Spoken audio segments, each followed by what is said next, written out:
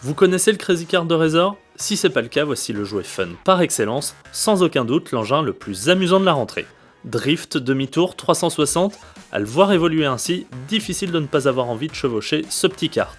Ça tombe bien puisqu'on a été invité à l'essayer au pied de la Tour Eiffel pour sa sortie officielle en France. Et si ce kart électrique paraît bien inoffensif, on peut vous assurer qu'avec ses 20 km/h en pointe, il réserve de vraies sensations, voire quelques frayeurs. Mais on en redemande.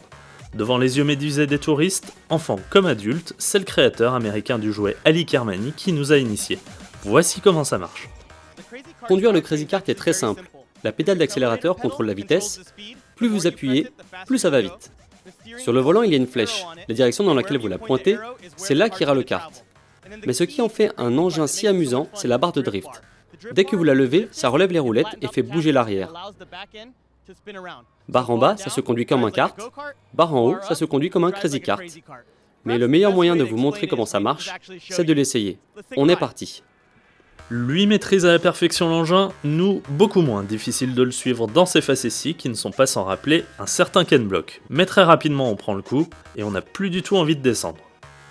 L'idée originale vient des autotamponneuses. Mon ami Tom Schubeck a eu l'idée de mettre des roulettes à l'arrière d'un kart pour donner de l'effet. On a testé et on a adoré. Je me suis mis à travailler dessus durant les 10 dernières années, à perfectionner la barre de drift. J'en ai fait le jouet le plus fun qui existe.